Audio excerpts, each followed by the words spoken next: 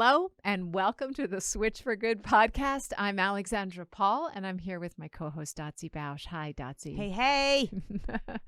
Nice to see you. You too. Well, how are you feeling today? Because today we're going to be talking about autoimmune diseases, which is something that a lot of people are afflicted with but don't really know much about. I am feeling good that I don't have one currently because over 8% of the population does. It's like 24 million Americans suffer. And I was doing some research. I didn't realize how many there are. There's over 80 autoimmune diseases. Like it's a whole family, right? Autoimmune diseases as a category. But there's over 80 chronic, often debilitating, and sometimes lethal, right? So it's a big deal. And we have a guest today that is going to teach us not only from her medical experience and knowledge, but also from her personal experience, so that we can better understand autoimmune disease, what to do, how we can potentially change the route that they're taking in our body. So yeah, I'm excited. Let everybody know who's here. Well, this is personal to me too, because my friend Mary McDonough has lupus too. That was the first time I ever heard the word autoimmune disease. So let me tell you about Dr. Brooke Goldner. So we all know that eating right can help us feel better and look leaner, but can it really cure something as serious as an autoimmune disease? Our guest today is living proof, and she's using her reclaimed health to educate others about the healing properties of a whole food, plant-based diet. Dr. Brooke Goldner is a board-certified physician who specializes in treating disease with nutrition. She's written 3 books, 2 of which were bestsellers. One came out called Goodbye Autoimmune just a few months ago, and Goodbye Lupus was also a very, very successful book with lots of amazing information. So, audience, sit back, sip a green smoothie, and soak in all the knowledge that Dr. Brooke Goldner has to offer us. Welcome, Dr. Goldner. Thank you so much. Well, it's wonderful to have you here. So let's start with the basics. Dotsie talked a little bit about autoimmune disease and some facts and figures, but tell us, what is an autoimmune disease? So you guys are right. Autoimmune diseases are more common than ever before. And what they are really your immune system no longer functioning in the proper way. So when you think about your immune system, the purpose of your immune system is to keep you safe from foreign invaders, right? You get a virus, if you get a bacteria, then your immune system's supposed to create antibodies that attack and kill that invader and keep you healthy. Your immune system also does other things, like if you bang your knee on the corner of the bed, it gets swollen because your body's sending inflammatory mediators there with all the blood and all the cells necessary to repair the damage. So our immune system is really what keeps us intact and keeps us healthy. But when you've got problems with your immune system, which we now know are mediated by an excess amount of inflammation, then the immune system stops functioning properly. And instead of just fighting against foreign invasions like bacteria and viruses, it can start attacking your own cells and your own organs because it can no longer recognize the difference. And that's what we call autoimmune disease. And there's many different diseases, as you mentioned, and some of them can cause things like arthritis. And other ones can actually cause organ failure, like lupus, where it can attack your kidneys, your brain, your heart, your lungs, and end up killing people, usually at a young age. Usually pretty young people are affected by diseases like lupus. Right. So it sounds like crossed wires. Like your body starts to not know the difference between healthy cells and healthy tissue and unhealthy. So it's attacking both, but obviously the bad part is it's attacking healthy tissues and perfectly healthy cells. And actually what ends up happening is the immune system is so out of whack that it can be attacking healthy tissues and not fighting infections. Right. Like I myself had lupus from the age of 16, and I was in kidney failure from lupus, but I had a sinus infection that lasted 6 months because I couldn't fight a cold. My immune system was doing all the wrong stuff, and there wasn't enough of it left over to do the right thing.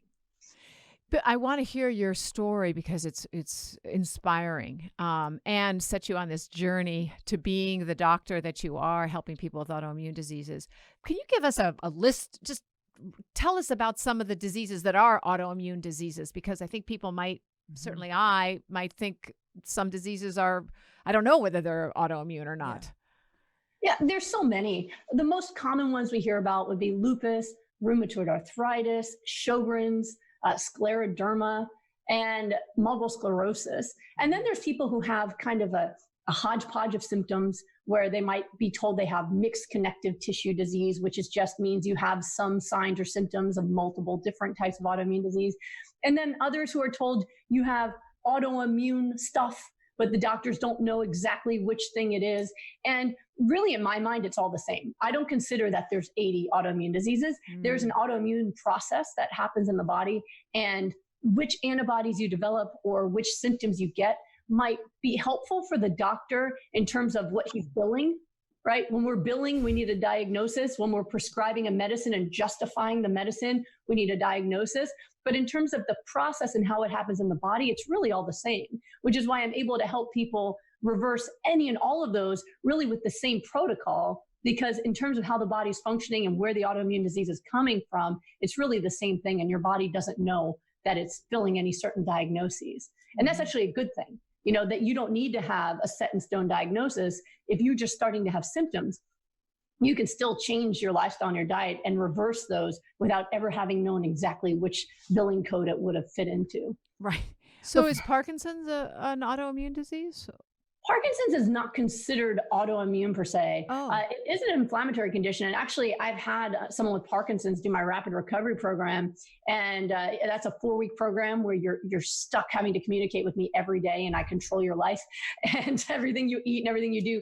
And he actually did my program because his neurologist was interested in my program and wanted to know if it could be beneficial for Parkinson's. Right. So he was he agreed to do it, but it wasn't necessarily something he would have looked for on his own.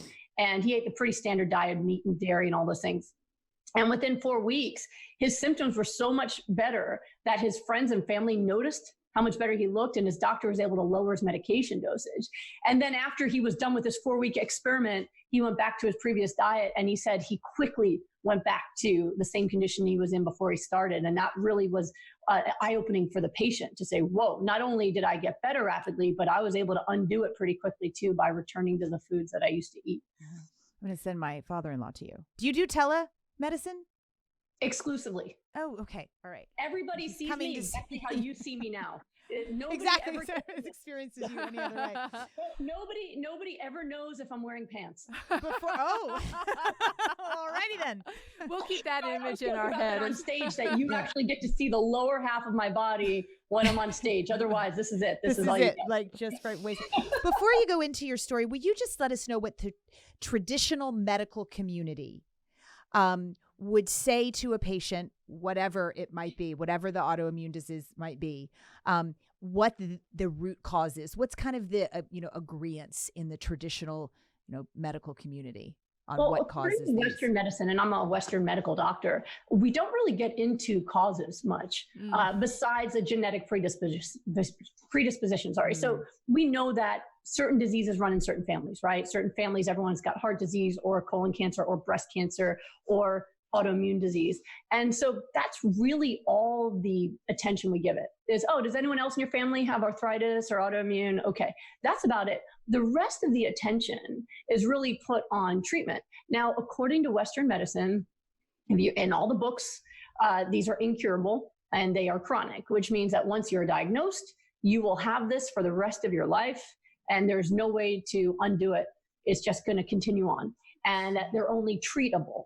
And treatable using medications. Now, the medications that we use in autoimmune disease are mostly immunosuppressants and anti-malarial drugs, medicines that are extremely potent and powerful. They have very strong side effects. Most commonly, people will be put on steroids. Steroids will shut down your inflammatory response, but if you're on them long term, they also dissolve your bones and cause osteoporosis.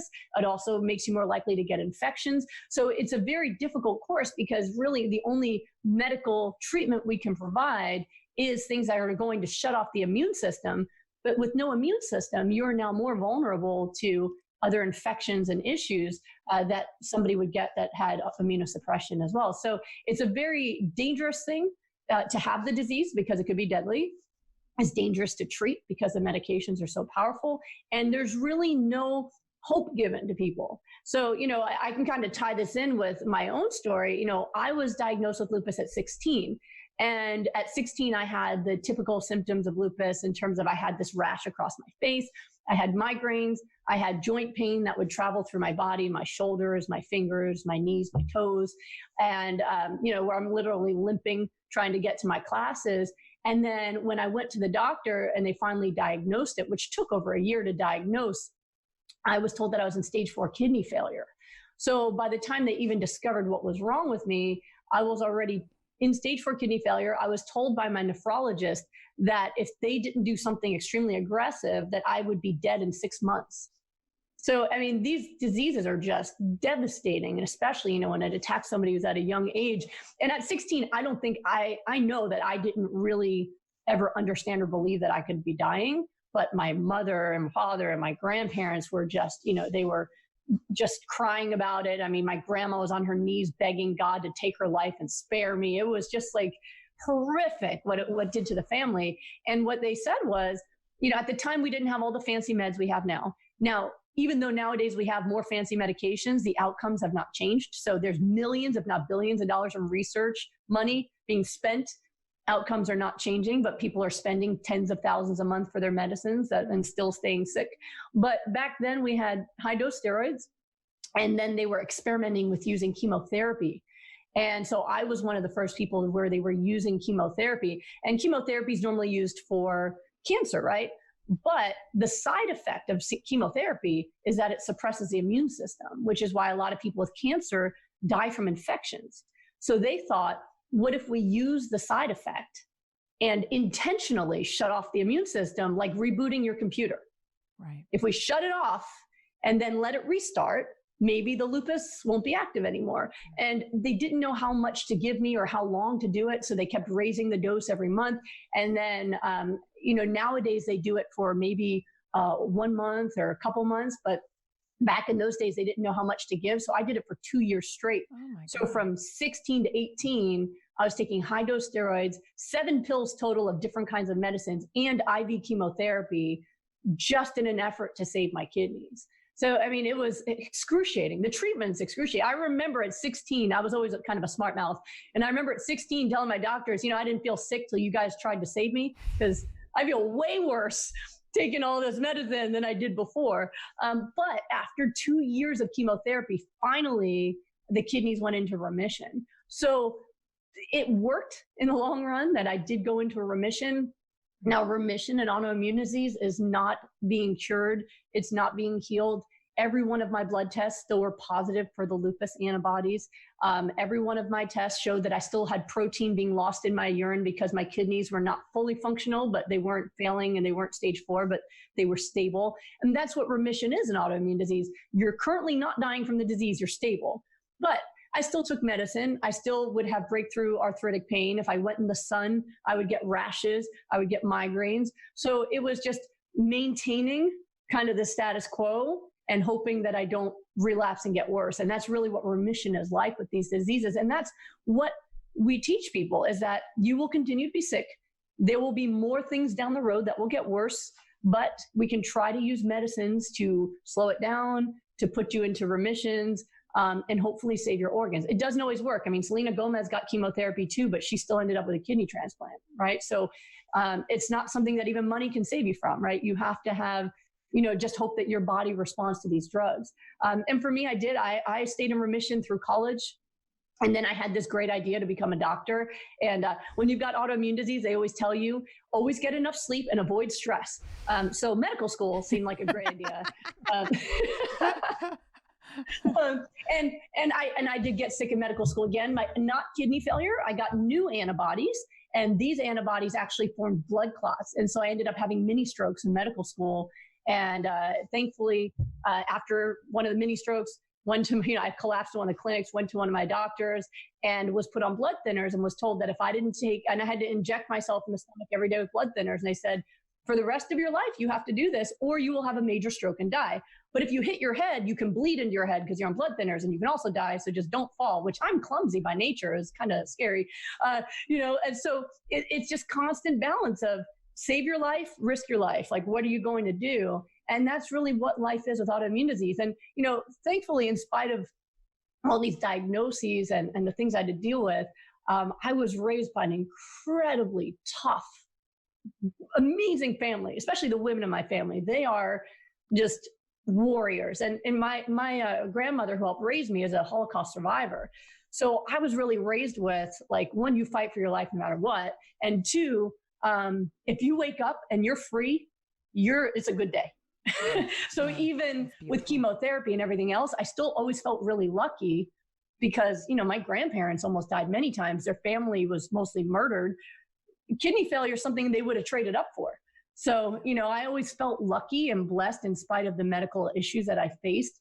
And I credit how well I did really on the strength of my family, because we do know now that high amounts of stress, depression, anxiety, they actually make autoimmune disease worse. And the fact that I could keep a positive mindset and feel grateful, even in the face of all of these illnesses, really helped me with being as good as I could with my illness, even while I was still sick with it. So into your 20s, you were taking the drugs, you were doing the traditional Western medical doctor route. Right. What happened? Because now you've written a book called Goodbye Lupus, but the medical, the traditional medical message was that it was never going to be goodbye lupus. It was going to be deal with it as best as you can. Sure. And even from the age of 16, I was told you can never have children because that would be deadly for you, that you're not going to live a long life. I was thinking I'd probably be handicapped by my 40s, disabled by the arthritis. And with the stroke starting, it was really, at any moment, things could go very wrong. So I had it very much, in my mindset that I may not live as long a life as other people, but if I live a life with passion and purpose and I give back in some way, then it was a good life, And so I always just pursued my dreams. Like, I've always wanted to take care of people. I love science. I wanted to help people. So I pursued becoming a doctor, and I figured, I may never get married, but I don't need a white dress. I got a white coat, like I can do this. I can live a happy life on my own. And that's really what I was focused on. So I was really, anyone who met me, no one ever knew I was sick because I was always so positive and optimistic and happy. I would sometimes get accused of being like hypomanic, like no one's that happy, but I would wake up and I'm still alive. It's a good day, So, it's something small that would get other people down never bothered me. Like, oh, you broke your heel on your favorite shoe. Oh, well, there's my perspective. I always call it a gift of lupus, that my perspective has always been pretty good, that it's very hard to get me down. But yeah, that was kind of how I planned to live my life. And then what happened was that I fell in love. That's what changed the whole trajectory of my life. People sometimes ask me, how did you come up with this, idea that you could heal lupus and all this stuff? I didn't. I wish I was so brilliant that I thought that, but I actually believed my training. I mean, I did 3 years of genetic research in neurobiology and leukemias at college. I did my medical training. I was chief resident. I wish I could say any of that stuff helped me come up with this. I didn't. I believed everything I ever learned. But I fell in love. And my husband, Thomas Tadlock, is, I don't know if any of you guys have people who can compete, but I think he's the best human on the planet. He is just an extraordinary person. And we fell in love like immediately. And within a month of us starting dating, he was already talking about marriage. And I hadn't really told him about the lupus. And it wasn't because I was hiding it, I swear. It was just, you meet a really hot guy, you don't leave with the lupus story, Not. So, hey, guess what? We talked about music and dancing and our favorite, hobbies and movies. And we both had the same favorite movie at the time. It was Spider-Man and The Matrix. Both of us, hands down, right? I'm showing how old I am here, but that was the current movies, right? And so when he talked about marriage, though, I had to tell him, listen, I have this disease. I'm not going to live a long life. I am going to become disabled. Before I die at a young age, you're going to end up having to take care of me. I have to get the tissues out already. I can't talk about my husband. I understand. But I had to tell him, I'm not, you're going to have to take care of me when I become disabled. And at 28 years old, this is not exactly the romantic answer to a proposal that most people are looking for. And he didn't even hesitate. Like, he says that he felt like minutes went by while he was panicking in his head. It was barely a heartbeat. And he just said, I'd just rather live a short life with you than a lifetime with anybody else. And it'll just be the best damn life you could ever have. And I said, well, okay, let's get married, so that's really where things started to change for me, because really it was all vanity. My husband is known as one of the top fat loss experts in the world. He's a celebrity trainer. And at the time he was working with MTV, he would, train people for MTV who, they've been drinking too much and they need a 6-pack in 3 weeks. They'd call him, he'd go up to New York and train them and fix them. And so, he went to Carnegie Mellon with me, and he has a scientific mind. And so he really applied what he learned in computer science, mathematics to training, because when he went to get his master's degree in exercise science, what he learned is different diets work for different people. And he said to his professors, that's not science. In computer science, when you enter a program, the output's always the same, or it's a bad program.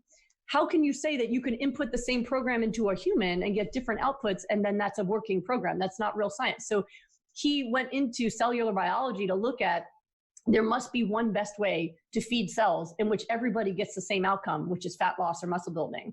And so he'd figured that out. And so I at the time was overweight. I mean, I wasn't obese, but, I was about a size 11 or so. And I was on the best diet in the world to be overweight and sick. It's called hospital food. Anytime you want to get sick or gain weight, hospital food is good. And while my white coat can hide everything, we wanted to elope to Maui with just our best friends and our parents. And I was going to be in a bikini and I was going to be in a wedding dress. And so I wanted him to train me. So I asked him to put me on a program. And so what he did is he put me on what he was doing at the time, which was an approach where he was nourishing cells with high doses of omega-3s, high doses of raw vegetables, high water intake. And at the time he was using meat for the protein, but he was using like free range meat. So it's kind of like what paleo is now when it's done right. But I was, and no dairy, right? He was very much no dairy, against dairy. No dairy at all, no processed foods. So it was like high raw vegetables and things. And then it was a little bit of like free range meat, but I'd been vegetarian since I was a kid. I saw you interviewed Baskin Robbins. So my family read John Robbins' book when I was 12 and became vegetarian. Now this was back in the 80s.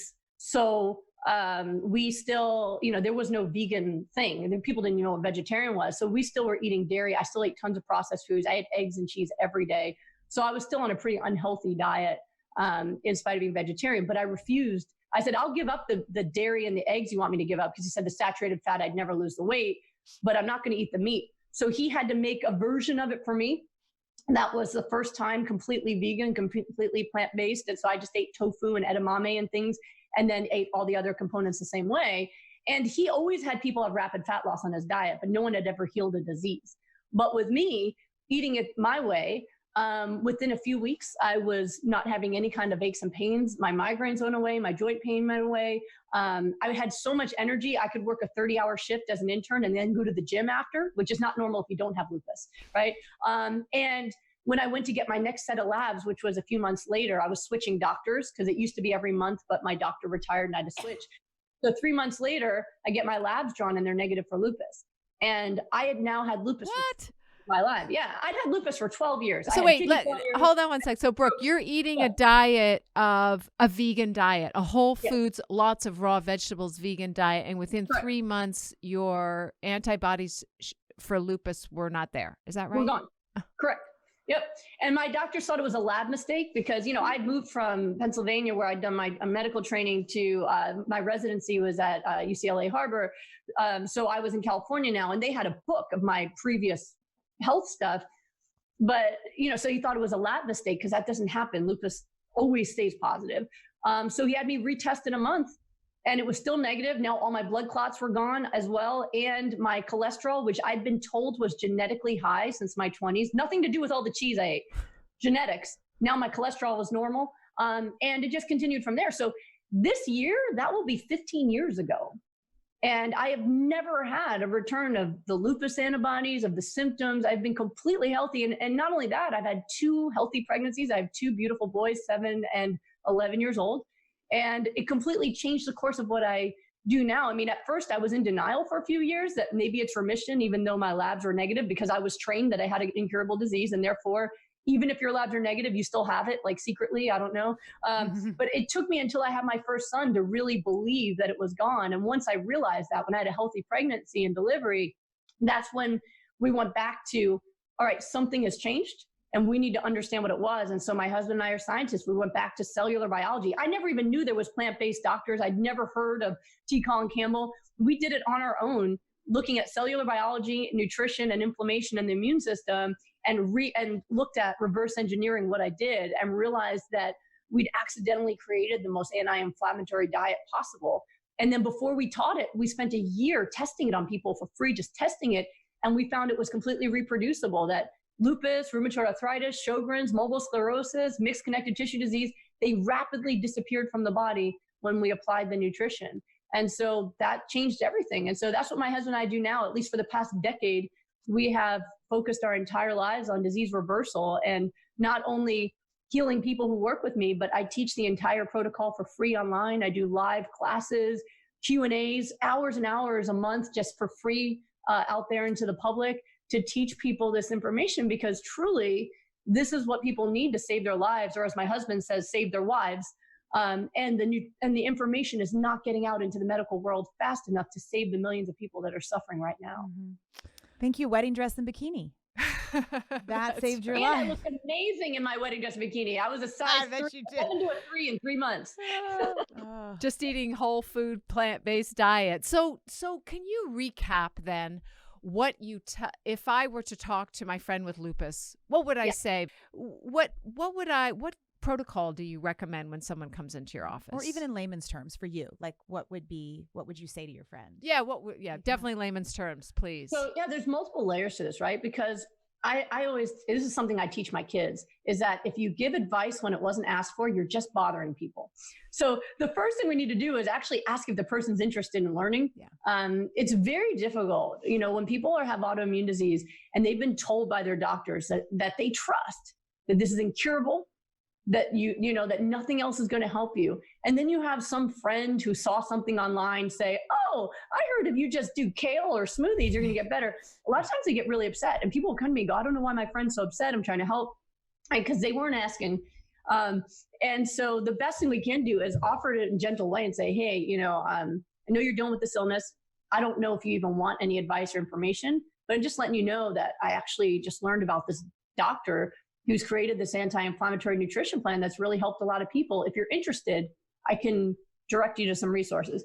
Let them decide, because people tend to be kind of defensive of that. Some are open and some aren't, and that's also why I teach my stuff for free. So one thing that she could do would be to go to my website, goodbyelupus.com, or my, Instagram or Facebook, whatever. And whenever I do the free classes, I just finished a round, so I'll be doing another round in a couple of weeks. I always post it online, and the classes are about 5 hours long, where I teach every detail of how I healed, what foods make you sick, what foods are necessary for recovery. And then I do dozens and dozens of case studies, and it's all free. And that way people can just watch it and learn it, and they can do it or not do it. And I've had people who told me that they watched it with hating me in mind. Like they were paleo people who were going to watch it and find holes in my argument, who ended up trying it and actually healing themselves. So I always say, haters can heal too. But it's kind of nice when it's just free information. There's no big kale paying me to pump this out into the world. And it kind of takes away some of that defensiveness, of, oh, well, she just wants me to buy a book. I teach the whole book for free. You can have it if you want it in your house, but the information's out there. So I think that that's been a great way for me to reach people who are kind of skeptical, but willing to listen. And that's what I always tell people: be skeptical, because it shows you're smart, but don't put your hands over your ears. Right. Listen. So I think, yes, you're right. Probably directing someone to a doctor is a good idea, instead of me saying what they should do or giving them the ideas. But can you tell us, so that there are audience who have asked, who do want to know the information, what are anti-inflammatory foods? What do you recommend? So when you're looking to recover from a disease, whether it's autoimmune or really any disease, this is what's really cool, is the Goodbye Lupus protocol has been shown to be beneficial in every disease we've ever tested. I have a cardiologist in New York, and she says she gives my protocol to her patients, and they're doing better on my protocol than they are on the traditional no-fat plant-based diet that they were taught originally. So it really is useful all across the boards, because what we do is we give people what their cells use to repair themselves, and the ingredients that create your anti-inflammatory immune system. So no matter what your issue, if you're healthy, it'll just give you a faster metabolism, glowing skin, help you increase your athletic performance, whatever it is. If you're already healed up, you're just going to get stronger and you get younger looking, and it's fabulous, right? So what you're looking at then is what most people are missing. One is getting the right amount of high nutrient vegetables in every day. So one of the most important things for cellular function is vitamins and minerals and antioxidants and all the phytonutrients, right? Many people don't eat vegetables at all. They like fruit or whatever, and fruit has a little bit, but nowhere near what vegetables do. Or if they eat vegetables, it's just a tiny bit, or they cook the crap out of it, so there's not that much in there. So raw vegetables really are the most potent, and especially high nutrient ones like cruciferous vegetables. I mean, cruciferous vegetables have the most bang for your buck when it comes to nutrients. You could eat cucumbers all day and never get to what you could get out of a couple cups of kale. So the high nutrient vegetables are kale, cauliflower, broccoli.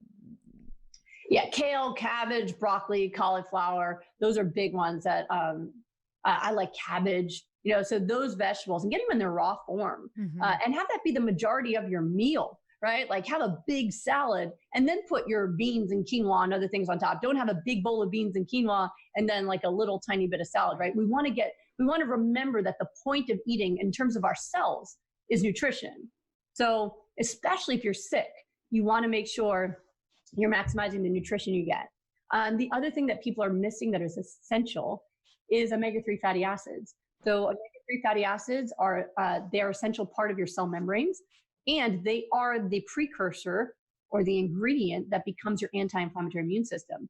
You literally can't create anti-inflammatory immune cells without omega-3s, and you can't make omega-3s, you have to eat them. And most people are starving for them. So I high dose people on chia and flax, either flax seeds or chia seeds, or a cold pressed flax oil if they have issues with the fiber. A lot of people have very weak guts, but that's another option. So we get the omega-3s up high, and that will very quickly bring down the inflammation because their anti-inflammatory immune system is going to get amplified really quickly. Okay. And then the next thing that people are missing is water. So high levels of hydration are necessary for the anti-inflammatory process to happen. So even when people eat perfectly, if they're dehydrated, they're not going to get the recovery that they need. And so I get people up really high on 96 ounces to a gallon of water a day. And so the options really are, you can either eat all those foods, or what my husband and I found works the best is we call it the Smoothie Solution, where we tell people, hey, take a blender, a really good blender, like a Vitamix, right? You high-powered or Blendtec, something like that, and fill that thing up like 3/4 full of packed greens. Like you shove it down. If you go on goodbyelupus.com, there's these free gift section where you can download a video of me showing you how to make this. People are always in shock. Like I smash it down where it's like 3/4 full of greens. It's usually at least 6 cups of greens, right? And then take your half a cup or so of flax or chia, put it in, and then put water in to the level of the greens. It's usually about 30-40 ounces of water. And then put in the fruit at the top. It's like 25% left. Fruit's just a spoonful of sugar to make the medicine go down. And when people do that, it's just enough fruit to make it taste good. Like get bananas and mangoes, make it like a nice flavor. Just enough fruit where it actually tastes like fruit. And people are eating a pound of greens just by drinking that smoothie down. So many people who they don't have a taste for salad, they never grew up eating raw vegetables, they will literally drink that. And I just say, finish that blender by the end of the day.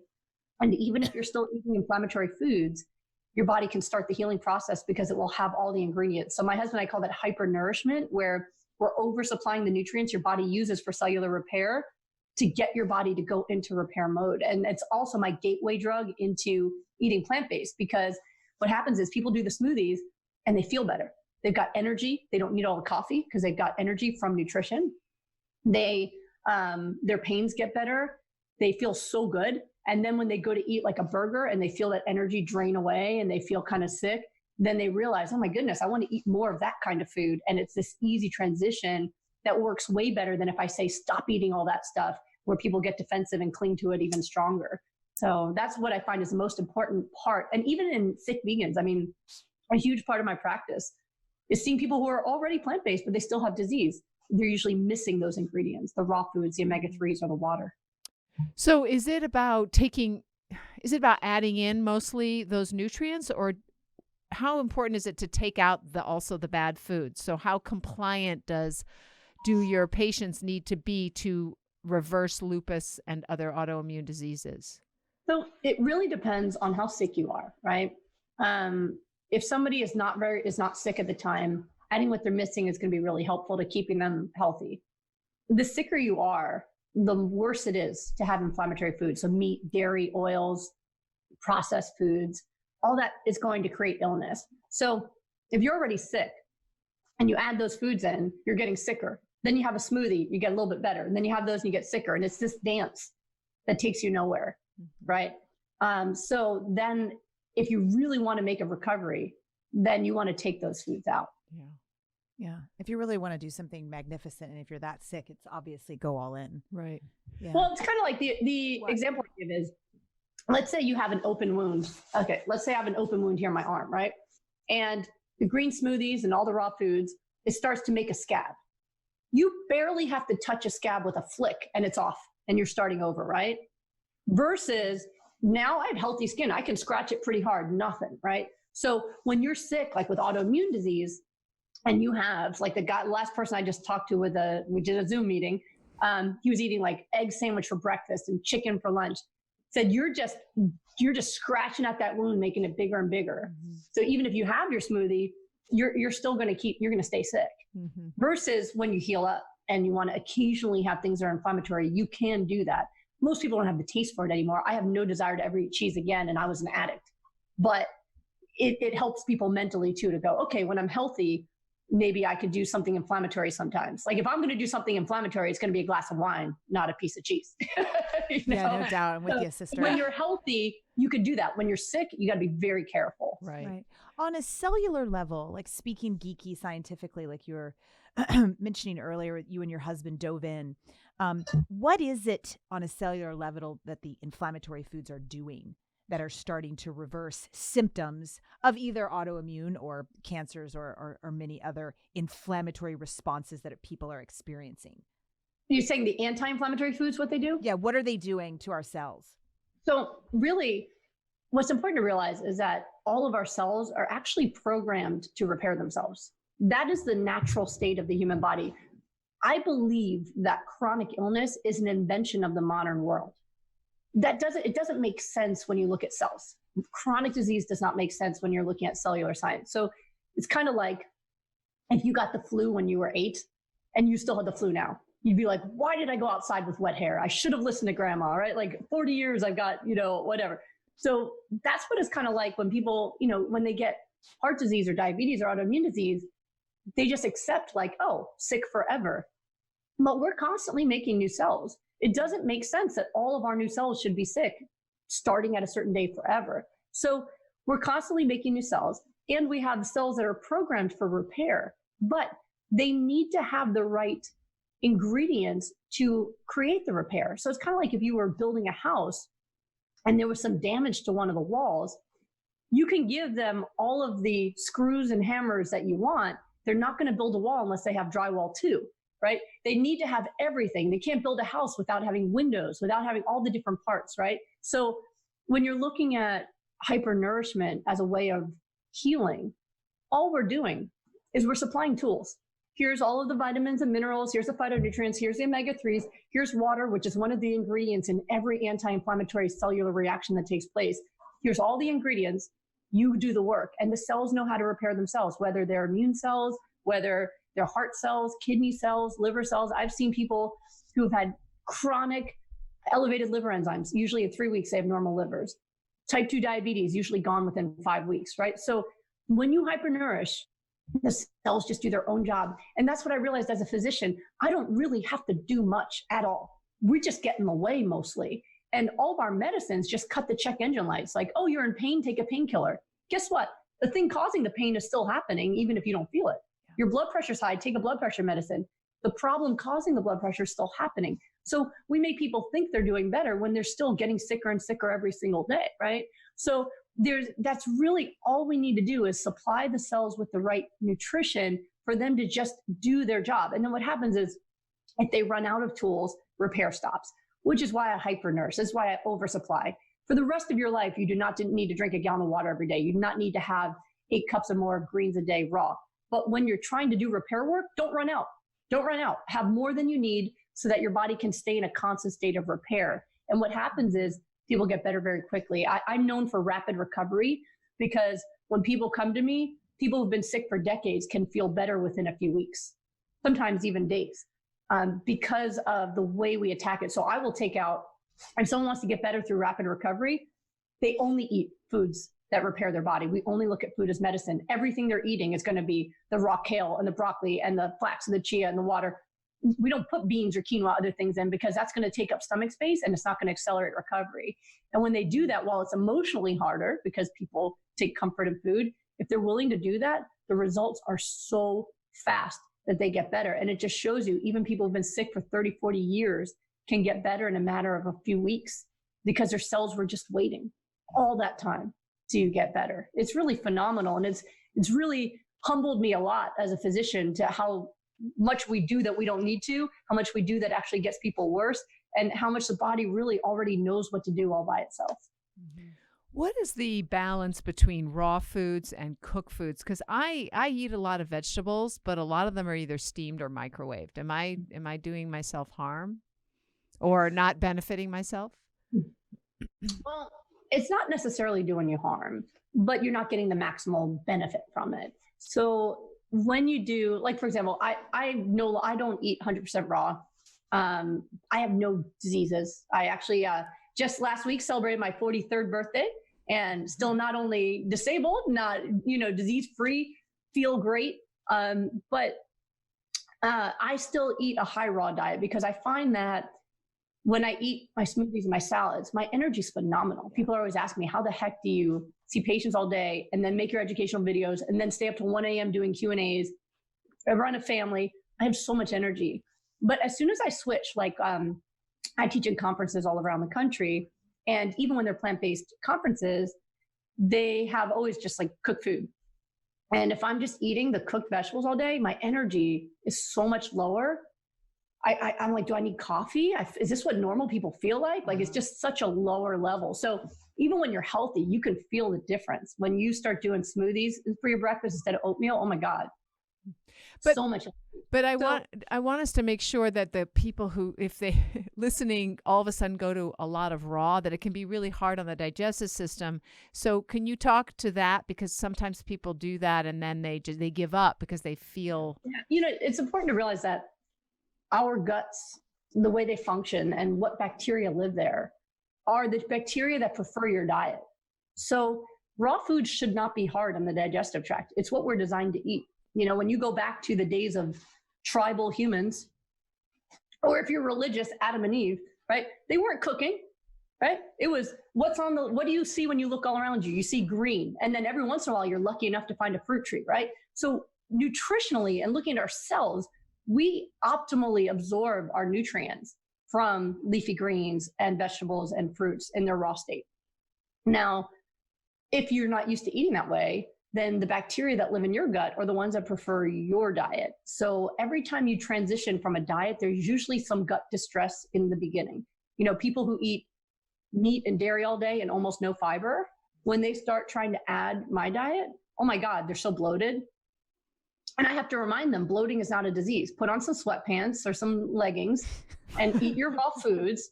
You're going to be gassy, impress your friends, take your probiotic and your gut will adjust. But there's this adjustment period, and people ask me, there's people who are used to, especially when they don't eat fiber, they're used to having like a couple bowel movements a week. All of a sudden on my diet, they're having like 3 a day and they think that's diarrhea. I said, no, diarrhea is watery emergencies. 3 nice bowel movements a day. That's great, and it's green because smoothie in, smoothie out, they're like, is this normal? So it's great.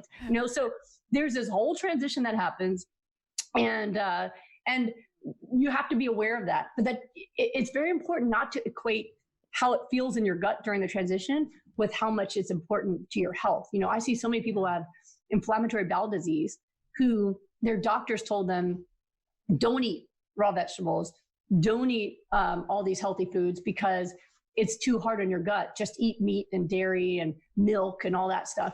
Meanwhile, that's creating the inflammatory bowel disease. Yeah. So even though it feels better when they eat it, it's perpetuating their disease. And so it keeps them sick versus when they give that up. And then they start transitioning. Yes, in the beginning, it's rough and we use the probiotics. They might have to do it more slowly. They might have to use more cooked at first and work their way up to more raw. But ultimately, it's still the best food for your health. So what I would say is if you're healthy and you just want to optimize what you're getting from your food, then add the smoothies to your life. Make that Plndr, get your raw foods in, get your omega-3s in, and make sure you stay very hydrated. You're going to be great. But I do see a lot of people who have been on a cooked whole food plant-based diet who still develop disease because they still have the genetics and they're not nourished enough to prevent it. Like Ellen Jaffe-Jones is a good example. Do you guys know her? She's an athlete, vegan athlete. No, yeah, she's got some best-selling books. And so she's first place in all of the like over 50 or over 60 runners and all that stuff. She wrote the foreword of Goodbye Autoimmune Disease. And so she's very public with this, what she went through, because she has been whole food plant-based for decades. She used to do the food demonstrations for some of the famous plant-based doctors out there. So she knows how to do whole food plant-based. And 2 years ago now, she got psoriasis.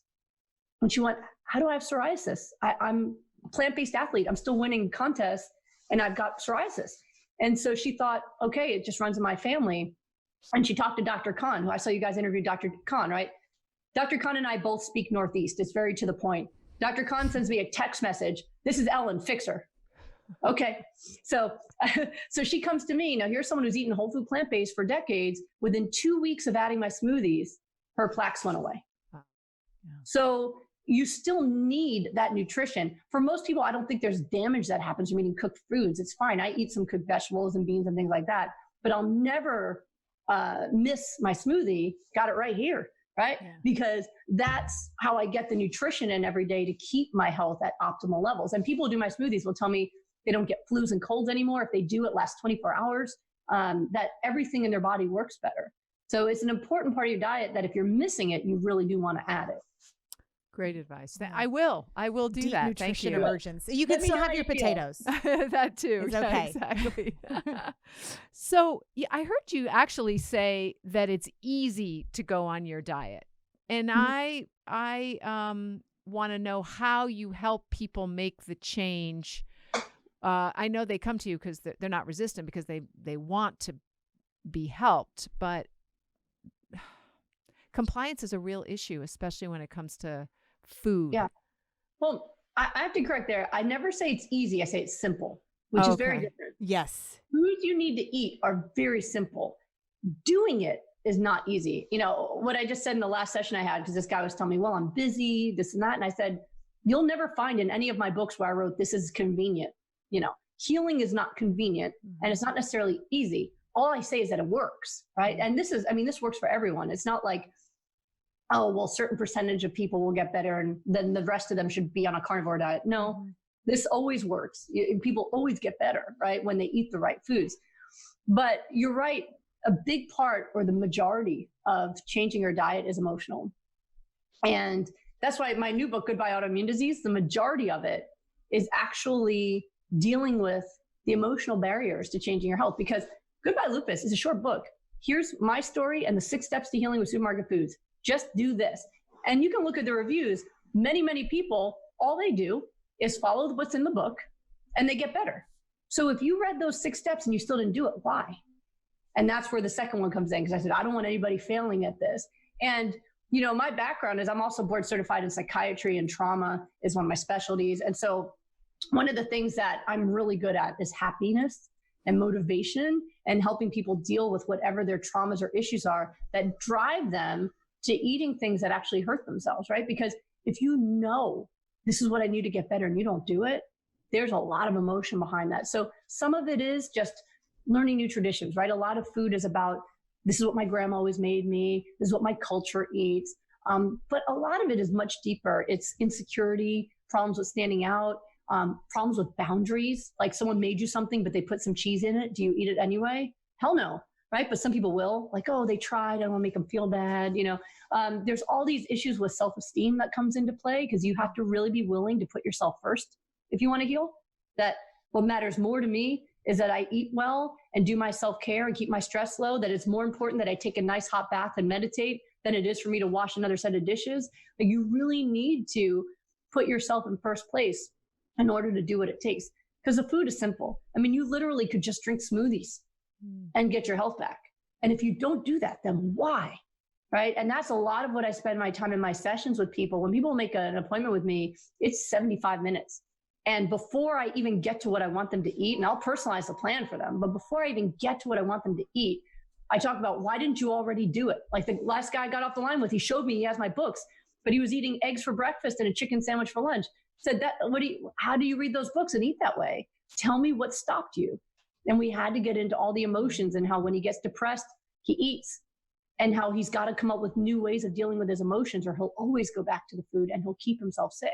So I work with them on, one, anchoring themselves in their why, that this is not a choice between eggs or a green smoothie. This is a choice between kidney failure and health and growing old to see your kids grow up. You have to make it that clear in your mind that this isn't about flavors or moods or cravings. This is survival. This is healing or death. This is really what it is. And so I really help them with clarity on their why, I call it, because I say willpower will fail, but Whypower doesn't. You have to be focused on why you want this more than anything. And then we have to use self-care activities to fill in the gaps for the emotions, right? That if you're looking to get high because you're addicted, you can get high off of exercise, right? If you're looking to, because you need comfort for your emotions because you feel sad or lonely, you need to schedule time with friends that make you laugh till your face hurts. You need to go out to a movie. We need to find new ways to deal with negative emotions so that you can just let food be medicine. But if you don't do all of that and you use food as your emotional crutch and your relationship and everything else, then giving that up is going to feel like such a huge loss, rather than the gift it truly is, because you get to have your health. And that's what I do. Like, I have these rapid recovery programs where literally people have to work with me every day for 4 or 6 weeks.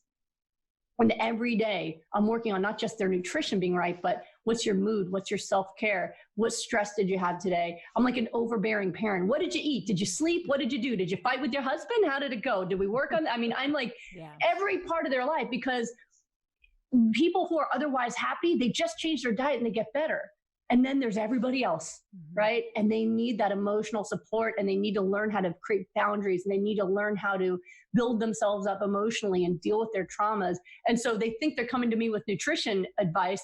Next thing you know, they're forgiving people who've hurt them in their lives, and they're letting go, and they're doing all this stuff and all this emotional work, because that's what makes the diet easy. Yeah. And some people just know that, need to know that you have to work for it.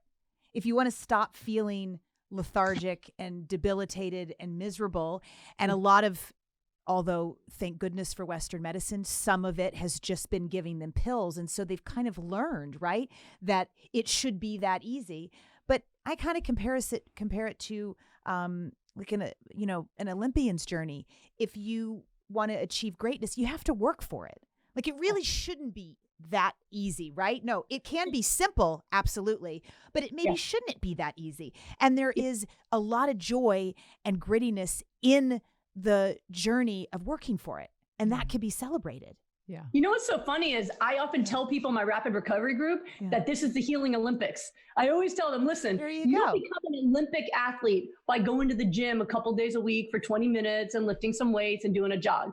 You want to be an Olympic athlete, then your life has to be scheduled around the success you want. You've got to have a regimented diet, and you've got to have, a huge amount of exercise every day. You have to have the right coaches. You have to have the right focus. Your life has to become about that, and there has to be no excuses that take you away. So you're not trying to get a little bit healthier. You're trying to heal a chronic disease that's supposed to be incurable. This has to become your life. And so that's what I'll tell them. This is the healing Olympics. You're not just trying to get a little bit healthier. We're going all out. So I love the rapid recovery too, which is every day can really help people, because it's in the in-between periods where they can revert back. So the more they check in with you and are accountable, it helps set those habits, which will hopefully stay with them for a long time, so they can say goodbye to their autoimmune disease. Yeah, it takes like at least 28 days to make a new habit, according to psychology. Yeah. So for 28 days, you've got to fight like crazy. You have to fight the cravings. You have to fight all the thoughts that sound really reasonable. Like, oh, I'm tired. Maybe I just need protein. I should eat meat. Like you need a lot of support to fight all of those thoughts and feelings until it gets to the point that it's just easy. By the end of 28 days, or like in 4 weeks or 6 weeks, whatever program they did, they're usually like, man, this is so easy. I'll never eat meat again. But for the first 2 to 3 weeks, I'm sweating round the clock. Like, no, talking back from the ledge, like, do all this stuff. And then at the end, they're like, oh, this is easy, In the grand scheme, that's such a short period of time, though. Yes. You think about it, right? Like, think how much time flies. Like, it's, And then even just after 2 weeks, right, the taste buds start to change a little bit, gets a little bit easier. So it's like 2 really hard weeks and then 2 mildly hard weeks after that, I've been doing this for about a decade with people, and there's always a rhythm. Cravings get worse at the end of the second week, beginning of the third week. Oh, no. Yeah, it's really fascinating because I started to ask people who'd make appointments with me who said they tried on their own.